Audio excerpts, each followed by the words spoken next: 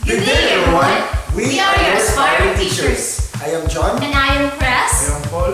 And this is our final demonstration for TTL2.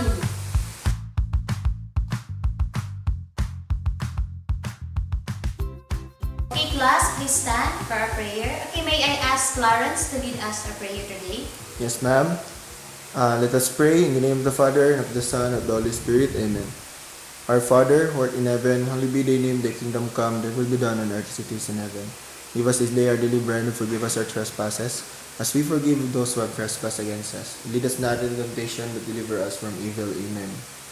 Okay, good afternoon, everyone. Good afternoon, Ma'am Chris. Okay, so... Okay, I noticed that everyone is already feeling a little drained after our hectic activities for today.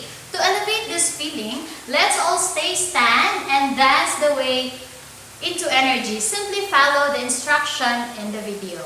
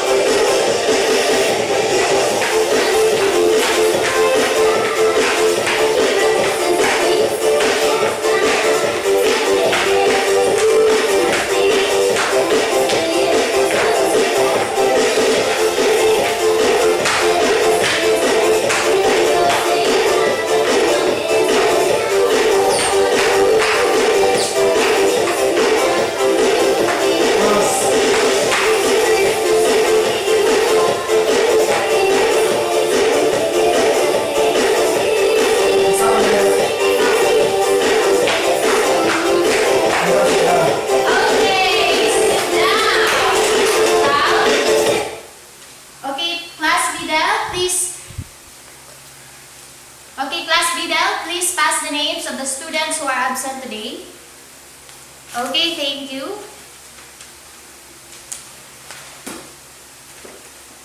Okay, class, pass your assignment in a count of 1, 2, 3, 4, 5, 6, 7, 8, 9, 10. Okay.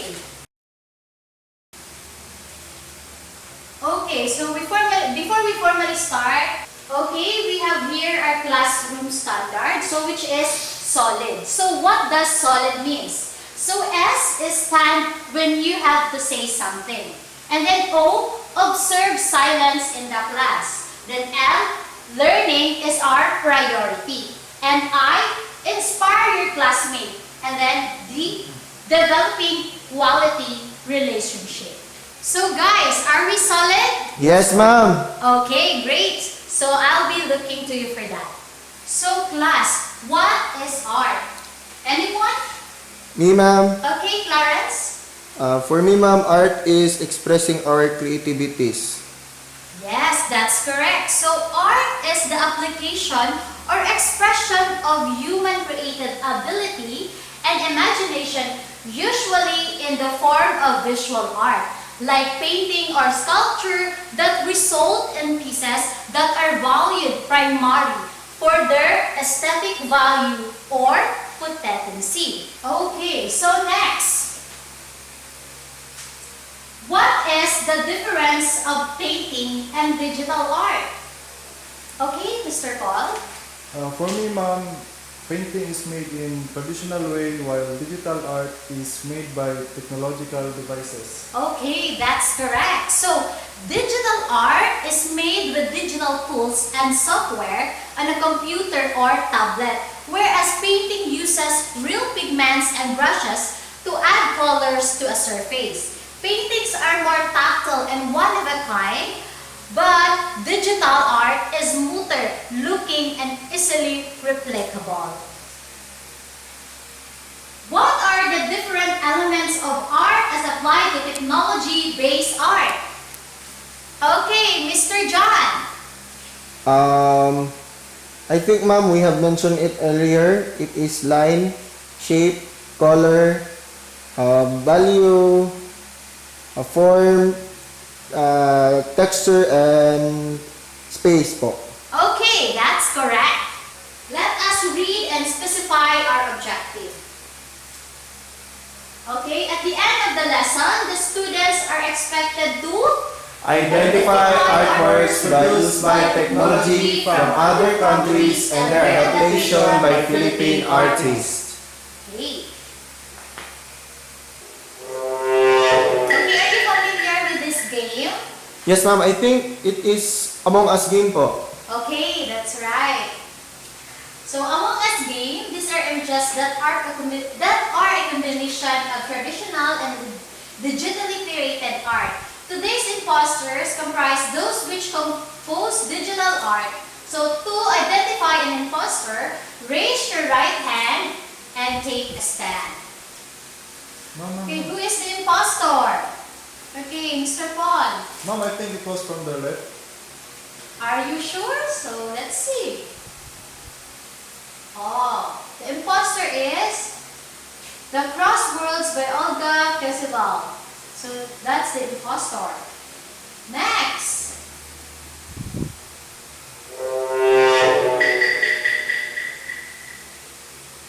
So next. Ako, ma'am. Okay. I think it's in the right side po. Are you sure? Anyone? Sino pa? Okay, Mr. John? Ma'am, I think it was from the left again. Okay. Oh, you're right. So 99 Cent by Andreas Gorski. So next.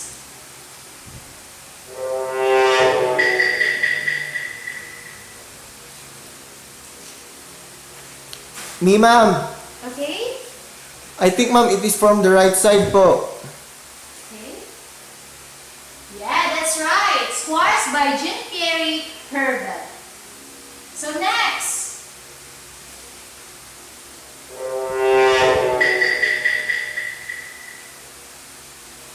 Ma'am, Anyone? Okay. I think it was from the left side po. Okay. Let's see. Okay, you're right. Space Color by Manfred Moll.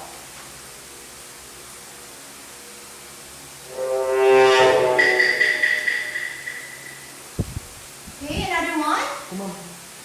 Okay, Mr. Joseph. I think it was from the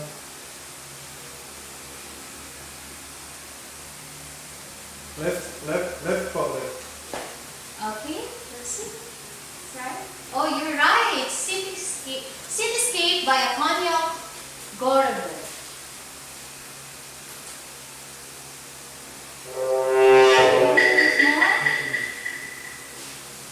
This one. Me, ma'am. Okay, Mr. Clarence. I think it is from the left side again. Left side? Are you sure? No, ma'am. No, no. I think it's the right side po. Okay, let's see if you're right. Okay, you're right. It is our Island by Marta Atenza. So next. Another one. So this one. Okay, Mr. Eric. I think it was from the left po. Ma'am, me, Oh, ma'am. yes? I think it is right side po. Okay. Let's see if you're... Okay, that's correct. Monster University by Reka Nerva. Okay, this one. Mami, Okay? left side po. Left side. So, let's see. Oh, you're right. Inside Out by Ronnie Del Carmen. So, that's the imposter. Okay? So, group activity. Okay, your favorite. So, you guys will be grouped into 4 and will be tasked to present and advertise one international digital artwork and one Filipino adaptation of digital artwork that we identified as impostors. Each group will be provided with brief information and a description of each digital artwork as well as its printed image. Furthermore, after you are grouped into 4, you will be given 15 minutes to prepare your advertisement and yell. So, I encourage you guys to unleash your creativity and presenting the digital artwork. So, okay. So, for the group 1, this is your task. Our Island by Martha Atensa and Squares by Jean-Pierre Herbert. Okay? Can I on? Okay. The next is for the group 2, 99 Cent by Andrea Gasky and Monster University by Ricky Nerva. Okay, next. For the group 3, Crosswords by Olga Keseleva and Cityscape by Antonio Corordo. And for the group 4, Space Color by Manfred Moore and Inside Out by Ronnie Del Carmen. We have here our criteria. So, okay, composition and content. The group exceeded effort in the advertisement team and the delivery of the content given. 40%. So, yung nilalaman ng inyong ginawa. Okay, next, for wit and creativity.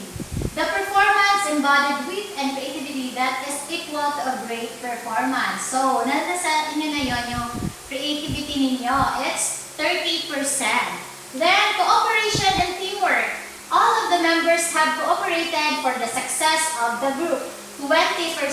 So, dapat yung lahat ng grupo ay nagtutulong-tulong para sa task. Then, lastly, overall impact. The overall performance is pleasing and is impactful to the audience. 10% with a total of 100%.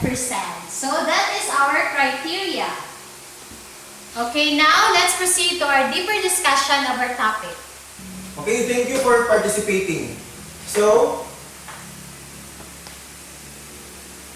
artworks produced by technology from other countries and their adaptations by Philippine artists is our main highlight for today.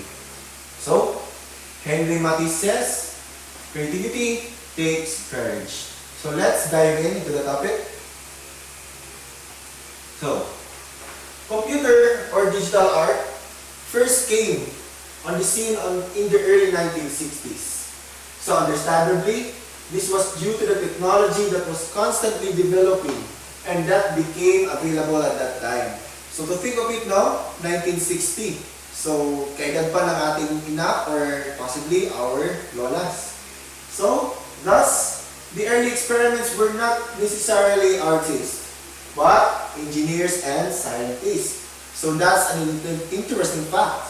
So we always think that the ones who make creativities or creatives are artists, but actually they can also be engineers and scientists. So they had access to and experience with the hardware needed. And it was they who began to recognize the potential of artistic expression through the application of scientific and mathematical principles. So, napakagaling, ano? Next slide. So, ayan. So, actually, there were questions as to whether it was, in fact, true art. So, digital art is often debated if it is considered a true art aside from the traditional way of doing art, sculpture, painting, and many more. So, since it made use of electronic and mechanical devices, of course, rather than the artist's own hand to produce the images and the effects. So, within a few years, however, there was a general acceptance of digital art as an exciting and thought-provoking form of modern art. So nowadays, we actually often see many forms of digital art like AI, photography, and also NFTs, which can sell a lot. So exhibits of computer art became highly popular and critically acclaimed as digital artists or computer art masters or superstars came to the force in Europe, Russia, and the United States.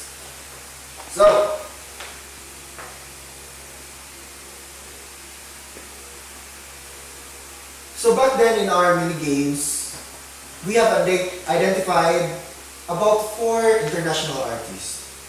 So, if we have remembered, these are, we have not shown their faces yet, right? So these are their faces. These are not all of the international artists, digital artists to be specific, in the entire world, but there are 4 of the best out there. So yeah, let's get to know more this artist. First, we have Mr. Andrea Gursky. So he is a photographer known for his colorful, bold, large format depictions of contemporary life. So you already have the clue what his art. So Gursky was born in Leipzig, Germany, and grew up in Dusseldorf, where his father worked as a commercial photographer. So in his early 20s, he studied photography at the Folkwang School, West Germany's leading establishment for professional photographers. So his early unadorned compositions are heavily influenced by his years at Folkwang, where curriculum was largely focused on the straight shot techniques of photojournalism. So we can see that his environment affected his style of photography. And also we can see that it is inherited by his blood because actually his father was a photographer. So let's take a look at one of his famous work. Yan, so na-report niyo yan kanina, na-advertise niyo yan kanina. So this piece is a diptych made in 1999. And it represents the artist's understanding of the way we see the world. So, because the world, right, goes through almost every day. So, the fetishism of our material world, as Gursky described it, the horizontally of 99 cent, 2 is typically Gursky-ish. 99 cent is a clear example of Gursky's alteration of an image for a totalizing effect. Modifications such as the arrangement of the store's product, aisles, the addition of a mirrored roof, flatten the iconic work. So, of course, to make an art, you have to make an effort to manipulate everything, even if you do your art in the store. So, the spectacle of consumerism appears composed in an organized, rigorous and formal fashion. Next, let's have Mr. Manfred Moore. Alright, so he is a German artist, a pioneer of digital art. So he is one of the starting artists that gave way to make digital art possible. So in the 60s, Max Benz's information aesthetics inspired Moore to change the abstract expressionism for a computer-generated algorithmic geometry, programming a first computer drawing in 1969. So let's take a look at one of his work. Ayan. So, sinong naka-report ito kanina? So, this work, Face actually of Moore, introduces color after working for more than 3 decades in black and white. So, this is one of his biggest transitions of his style in his digital artwork. So, the use of color responded to the increasing complexity of his work, which forced him to look for a visual expression that went beyond the binary system of white and black. So the colors, however, are not meant to convey a meaning in themselves, but rather used to highlight the spatial ambiguity of the compositions. So the color are just only an emphasis of what really is inside. So what really matters is the shapes, the lines, and the way he arranged things in his art. Okay, so this is one of Manfred Moore's work. So, alright. Next, we will talk about Mr. Jean-Pierre Herbert. Alright. So he pioneered the creation of conceptual drawings based on original code proved by computer-driven devices. So Mr. Pierre is actually one of the engineers and the transitional modes of art, transitioning from the traditional way into digital way of art. So he does digital art in a very native way back then. So actually he produces algorithmic, lyrical, and spiritual works on paper, sand, and water, as well as visual music and installations. His work has been exhibited throughout the US and has achieved international recognition. So, Herbert is currently artist in residence at the Kavli Institute for Theoretical Physics at UC Santa Barbara and has been awarded a Pollock-Krasner and a David Berman grants. So he received the 2012 SIGGRAPH Distinguished Artist Award for Lifetime Achievement in Digital Art. So here is actually one of the famous artists in the world of digital art. So, yeah. This was one of his work. Let's look at the transition. Alright. So, this is also one of the artworks that you have advertised kanina. So, this piece is called the Squares. Emphasize the absolute precision of digital art. So, as we can see, the lines here looks so perfect that it comes with a total package if you look at it. So, diba? So we have harmony, unity, and variety are seen through the use of different orientation of lines that are placed in a manner of smoothness. So as you can see, even if there is so many lines going around, it still looks smooth and what do you call that? With seamless transition. So, while rhythm or melody is seen in the repetition of orientation of the lines as though imitating the movement of the waves. So right there we see the waves, right? Next, we have our last artist, which is Miss Olga Kiselova. So, Olga Kiselova is a French artist. So, Olga Kiselova works mainly in installation, science, and media art. So, her work employs various media including video, immersive virtual reality, the web, wireless technology, performance, large-scale art, installations, and interactive exhibitions. So as early as the beginning of the 1990s, Olga Kiselova became, thanks to an invitation by Fulbright, I think this became famous. Thanks to an invitation by Fulbright Foundation, part of a team of creators working on the development of numerical technologies in the United States. So she became famous around 1990s because of an invitation. So she primarily stays at Columbia University and University of California, where she participates in the adventure of the first startups of the Silicon Valley. So one of her works is called Crossworlds. So Crossworlds evokes the in situ practice.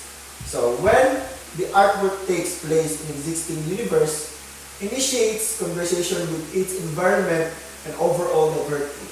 So I think this this digital art shows what could be a multi-dimensional there is existing. So communicating within other universe, maybe in the other universe we have different versions of ourselves. So this art contains the meaning of that. So moreover, Crossworlds symbolizes the intersection of two images, two contrasting worlds. So the word crosswords makes an allusion to crossworld and plays on the visual and functional similarity between the crosswords grids and tags. So the artist used this technology for the first time to create path through the Guggenheim Museum. So as we can, if you look closely in the image right here, it is actually two images looking like a puzzle. So maybe that's why it's called crosswords. So now let's dive into the Philippine scene in our country, where Filipino artists were likewise influenced by technology trend in art. So this was more in commercial sphere. So from the 1960s to the 1990s, their computer-generated works were primarily geared towards illustrating for international comic books. So we will look at that later about comic books. So in fact, Filipino illustrators earned quite a reputation for their talents and were highly in demand in this field. So they eventually became equally sought after animators for some of the major film productions companies in the United States, as well as animated television series produced in different countries. So it is mentioned a lot here about television cartoons. So actually one of the famous cartoon movies we have up to date are the main artists were Filipinos. So on to the first artist, Antonio Gordo. So Antonio Gordo's interest in structure and order had initially led him to pursue university studies in civil engineering. So while studying, Gords, as he fondly called, would dabble in such work as sketching. So Gords started to take his talents into another level by shifting from the conventional means of painting to digitalizing his works. So unlike from the other artists, Gordo is actually from traditional painting, and he encouraged himself to transition into a digital painting, digital art rather. So using digital tools by means of a computer and a software, a graphics program offering a virtual canvas in painting box with a large amount of brushes, colors, and other supplies. So let's take a look of his visual art. So this is called the Cityscape Digital Artwork. So it is an urban landscape, and landscape depiction is a form of art that depends on city scenes and their elements, such as streets, buildings, types, composition, and other city elements. As we observe this art right here from Gordo, what do you observe? I think, sir, buildings. Yes. These are buildings, and it is made by an abstract way of art. Next, we have Miss Atienza, Marta Atienza. So Marta Atienza was born to a Dutch mother and a Filipino father, and has moved between these two cultures throughout her life. So constantly oscillating between them has had a profound influence on her focus as an artist. So Atienza's practice explores installation and video as a way of documenting and questioning issues around the environment, community, and development. So her work is mostly constructed in video of an almost sociological nature, studying her direct environment in the Philippines. This art is called In Our Islands. So Atienza recreates an ati-atihan procession with all its pomp and glided hems, iconic Christ and Roman centurions. So along with traditional icons, she puts Manny Pacquiao, drug lords, and Yolanda survivors in the mix. So creating an atmosphere that's both timely and timeless, traditional and contemporary. So this photo right here is actually only a part of a long video. So it has many elements inside it, but to make a specific example, it is like a festival parade, but under the water. Next artist, we have Mr. Ricky Nierva. So Ricky Nierva is a Filipino-American animation production designer who started his career in Pixar's Toy Story 2 department in 1997. So We are here on our Filipino artist who made it in the international works. So he's best known for his work on the films Monsters Incorporated and Finding Nemo, which saw him design such iconic characters as the one-eyed monster Mike Wazowski, his furry pal Sully, and the forgetful blue fish known as Dory. So Nierva also led Pixar's production design team on the Oscar win. So hearing this, it makes us very proud that we have actually Filipino blood in the mix of international digital art field. So yeah, this is one of his starting arts in the Pixar's Toy Story 2 story department in 1997. So next we have Mr. Ronaldo del Carmen.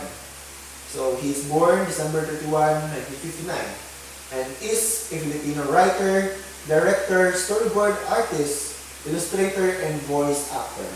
So he co-directed and co-wrote the story for the Pixar film Inside Out in 2015, for which he was nominated for Academy Award for Best Original Screenplay. So this man is very talented, no? Not only he is a digital artist, but also he is a writer, director, and storyboard artist. Right? Yes, sir. So, sino na nakita ng Inside Out movie dito? Sir. So, Maganda ba? Super. Okay. So now, let's make generalizations. okay, did you learn something? Yes, sir. Okay, very good. If ganon, let's proceed. So, work hard, be nice, eat pizza. So ngayon, let's eat pizza. Who wants to eat pizza? Me, Me, sir. sir. Okay. We will gonna eat some pizza today.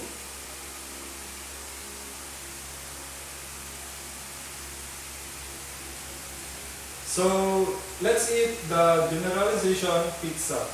So who wants to eat pizza? Me, sir. Okay, you, Timtim. Timtim eats the first piece of pizza. So we have. Okay. We have some questions here. What are the international digital artworks that we tackled? Sir, one of the international digital artworks is Crossworld, sir. Okay, I want another answer. Sir. Square, sir. Okay, that's correct. Very good. So next, who wants to eat pizza again? Sir. Okay, let's see it. No. What are the Filipino digital artwork adaptations that we tackled? One of the Philippine digital artwork is Cityscape, sir. Okay, I want another answer. Ako, sir. Okay, you. Our Island, sir, by Marta Atienza po. Okay, that's correct. Very good. Again, who wants to eat pizza? Sir. Okay, no. So identify the Philippine artist of these artworks. A. Cityscapes. B. Our Islands. C. Monster University. D. Inside Out. So, who wants to answer this? Cityscape, Antonio Gorordo. Our Islands is for Marta Atenza. Monster University by Ricky Nerva. And Inside Out by Ronnie Del Carmen po, sir. Okay, very good. Who wants to eat another pizza again? Me, sir. Okay.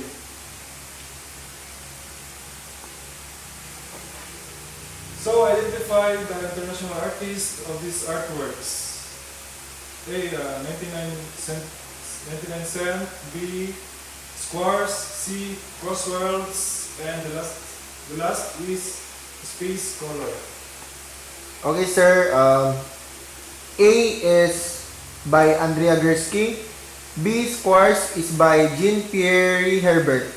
C is Crossworlds by Olga Kiseleva. And D is Space Color by Manfred Moore po, sir. Okay, very good. What a nice answer. Okay, we have last piece. Who wants the last piece? Sir! Okay. It's always you, Miss Beautiful. So how did the Philippines adopt the digital way of making art? Sir, so the Philippines adapted the digital way of making art by recognizing the developing technology as one of the tools to express creativity and by accepting that art is not limited in traditional ways po. Okay, very good. So of course we eat our pizza, we also need to drink our water. So drinking water is essential to a healthy lifestyle by the famous basketball player Stephen Curry.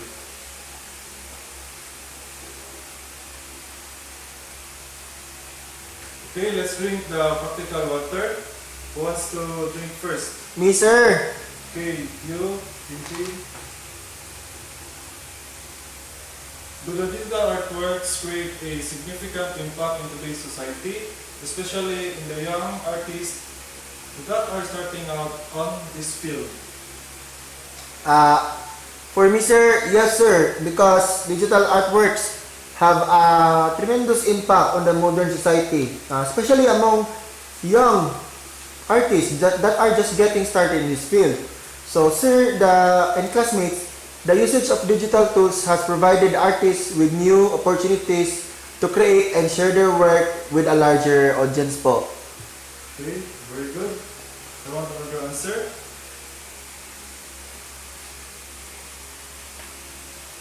So, sir, Anyone? Okay, you. so digital art has challenged conventional views of what art is and may be resulting in a more diverse and inclusive art environment po. Okay, that's good. Very good. Next, who wants to drink? Sir, Okay, you. So why do we need to recognize and be familiar with the tech-based artworks? we need to recognize and be familiar with tech-based artworks since they not only represent the current states of technology but also provide insights into its social, cultural, and political ramifications. Okay, very good. I want another answer again. Me, sir. Okay, you please stand up. Okay, sir. For me, it is because technology-based artworks frequently challenge the traditional art forms of traditional art forms and push the boundaries of what is possible. So, in my opinion, sir, this result in new forms of artistic expression po. Okay, very good. Okay, wants to drink another water? Okay, sir. Sir. Sir. Okay, so we need to drink the last water. As a student, how can you encourage your classmates and the youth to try and engage in the new technological tools for artworks? Okay po, sir. As a student, I can inspire other students as youth to get creative with new technological instruments for artworks by demonstrating the possibilities of technology po, sir. Okay, I want another answer. Sir, Okay, you, Leslie. offering materials and tutorials in how to use these tools can help demystify the process and encourage others to experiment with this type of art po. Okay, very good. So I think you have learned a lot. I guess you are ready for a short quiz. So, okay, please bring up your 1/4 sheet of paper and identify the artworks produced by technology from other countries and the digital artworks by the Philippine artists. So let's read number 1. One of Andrea Gerst's which is a diptych made in 1999, and it represents the artist's understanding of the way we see the world. Okay, let's proceed to number 2. A Filipino director, writer Ronnie Del Carmen, who he corroborated and co-wrote the story for the Pixar film. Wait na, sir. Okay, let's... Okay na, sir. Okay na, sir. Okay.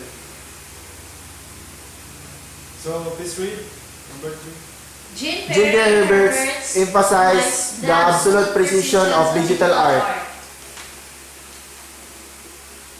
Okay na, sir. Okay, proceed. Number 4. German artist Manfred Mohr's work phase where he introduces color for the first time, after working for more than 3 decades in the black and white. Okay, proceed. This digital artwork evokes the In in situ practice, when the artwork takes place in the existing universe, initiate a conversation with its environment and overall or divert it. Okay, let's proceed to number 6. Antonio Berardo's interest in structure and order led to his digital artwork that is an urban landscape depiction. Can we proceed? Yes, sir. Okay, please read. Mickey Nervia's career in Pixar had him design such iconic characters as the one-eyed monster Mike Wazowski and his furry pal Sully. Okay, are you ready for number 8? Martha Atienza recreates an Ati-Atian procession with all its pomp and iconic cries and Roman centurions. Okay, let's proceed to number 9. Balik. Okay? Ano ka? Okay, that ends our short quiz. So, I exchange paper with your seatmate. So I think that ends our quiz for today. Please exchange paper with your seatmates. Exchange lang. Okay. Ayaw, sige ako mag-exchange. Guys, you ready?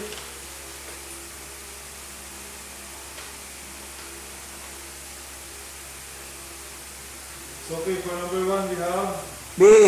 B. Okay, number 2. C. A. Tama di ko. Okay. Sorry. Next. For number 3. D, sir, D. Let's check. Oh, you're wrong. It's A. Na, tsaka na. Okay. Number 4. C, sir, C. Okay, you're correct. Number 5. D, sir, D. Are you sure? Yes, Yes, sir, D, sir, D. Okay. Okay, number 6. A, sir, A. Let's check. Okay, you're right. Number 7. Sige to. Sige to. A, sir, A. Are you sure? Yes, sir. Okay. Right. Number 8. B, sir. C, sir, C. Let's check. Okay. So you've got a fine score. Very good, very good. So this is your assignment.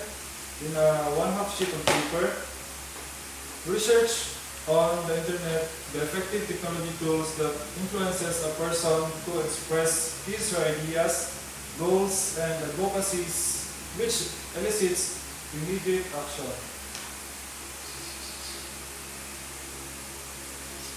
Okay, please take note.